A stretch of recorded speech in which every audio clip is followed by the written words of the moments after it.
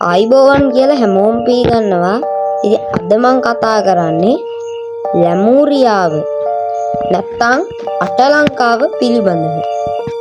ඉතින් මේකට අපේ ලාංකික ඉතිහාසයේ යම් සම්බන්ධතාවයන් තියෙනවා. ඉතින් අපි එහෙනම් මේ රහසත් විසඳමු.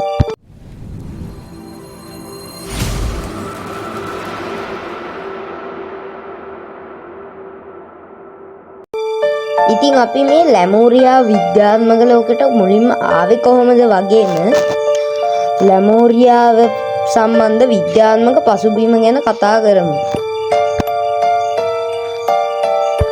1864 දී ඉංග්‍රීසි සත්ත්ව විද්‍යාඥයෙක් වෙච්ච ෆිලිප් ස්ක්ලේටර් කියන පුද්ගලයා විසින් මෙම කල්පිතය ඉදිරිපත් කරා කියලා සඳහන් වෙනවා.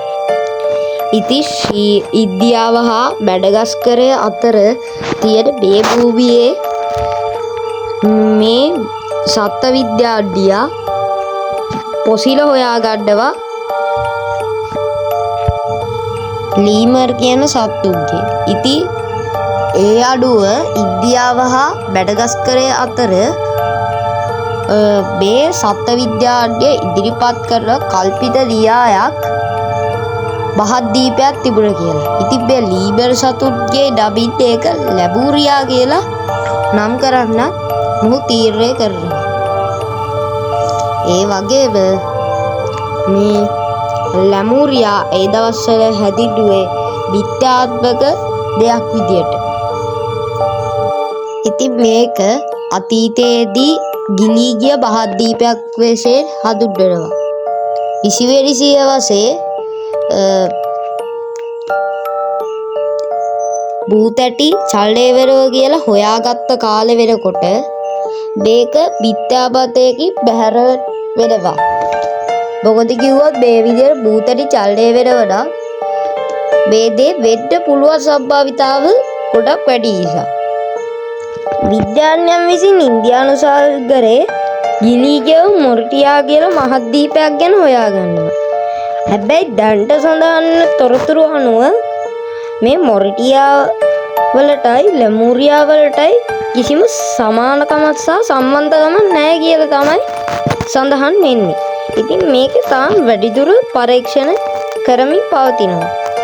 ඉතින් ඒක ගැන තව විස්තර හම්බෙච්ච ගමන්ම මම ඔය කට්ටෙන්ට ඒක සම්බන්ධව ගේන්නම් වීඩියෝ එකක්. ඉතින් අතීතයේදී ගිලුණ කියන මියු කියන මහද්වීපය. ඉතින් මේකට සමානයි කියලා ගොඩක් කට්ටිය කියනවා. ඉතින් මියු මේ ලැමූරියාව වෙන්න පුළුවන් කියලා ගොඩක් මත පැවතිනවා. ඒ වගේම අපි ගොඩ දෙනෙක් අහලා තියෙන අපි ගොඩ දෙනෙක් දන්න ඇට්ලාන්ටිස් දූත මෙන්න මේ ලැමූරියාව වෙන්න පුළුවන්. ඒ වගේම ලංකාවේ පැරණි පුස්තකවල පොත්වල තියෙනවා අටලංකාව කියලා භූමියක් සම්බන්ධයෙන්. ඉතින් මේක විශාල ජල ගැල්මකින් මේ භූමිය කොටස් 8ක් ගිලුණ කියලා සඳහන් වෙනවා. අන්තිමට ඉතුරු වෙච්ච කොටස තමයි දැන් අපි හඳුන්වන ශ්‍රී ලංකාව නැත්නම් අපි මේ ජීවත් වෙන භූමිය කියලා හඳුන්වන්නේ.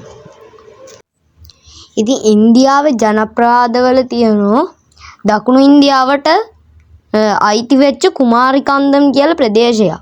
ඉතින් මේක කාලයත් සමග ජලයෙන් යට වුණා කියලා සඳහන් වෙනවා. ඉතින් මේ වගේ ලෝකෙ වටෙන්ම ජනප්‍රවාදවල මේ ලැමූරියා සම්බන්ධ දේවල් තියෙනවා. එහෙනම් අදට යනවා අපේ YouTube channel එක subscribe කරන්න. අපේ වීඩියෝ හොඳ නම් ඔයගොල්ලන්ගේ යාළුවන්ට share කරන්න.